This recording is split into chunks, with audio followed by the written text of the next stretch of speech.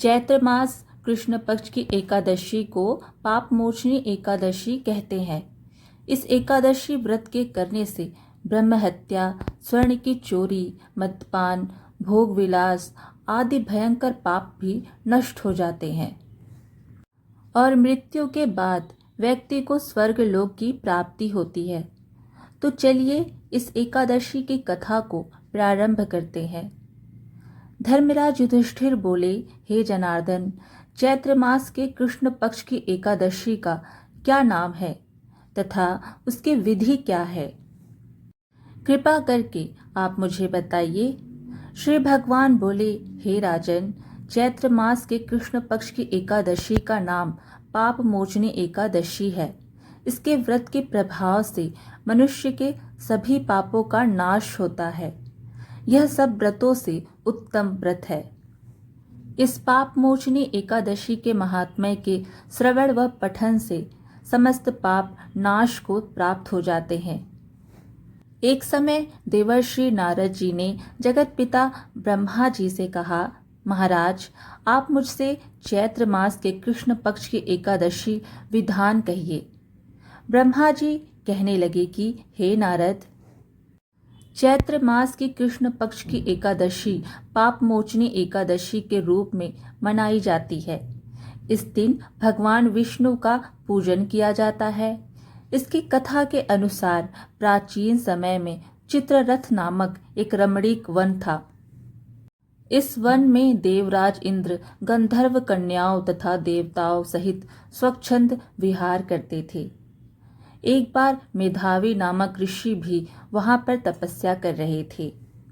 वे ऋषि शिव उपासक तथा अप्सराएं शिवद्रोहिणी अनंगदासी यानी कि अनुचरी थी।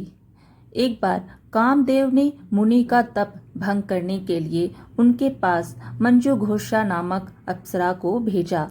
युवावस्था वाले मुनि अप्सरा के हाव भाव, नृत्य, गीत तथा कटाक्षों पर काम मोहित हो गए। रति क्रीड़ा करते हुए 57 वर्ष व्यतीत हो गए। एक दिन मंजू घोषा ने देवलोक जाने की आज्ञा मांगी। उसके द्वारा आज्ञा मांगने पर मुनि को भान आया और उन्हें आत्मज्ञान हुआ कि मुझे रसातल में पहुंचाने का एकमात्र कारण अप्सरा मंजू घोषा ही है। क्रोधित होकर उन्होंने मंजू घोषा को पिशाचनी होने का श्राप दे दिया। श्राप सुनकर मंजू घोषा ने कांपते हुए ऋषि से मुक्ति का उपाय पूछा। तब मुनि श्री ने पाप मोचनी एकादशी का व्रत रखने को कहा और अप्सरा को मुक्ति का उपाय बताकर पिता चैवन के आश्रम में चले गए। पुत्र के मुख से श्राप देने की बात सुनकर चैवन ऋषि ने पुत्र की घोर निंदा की तथा उन्हें पाप मोचनी चैत्र कृष्ण एकादशी का व्रत करने की आज्ञा दी।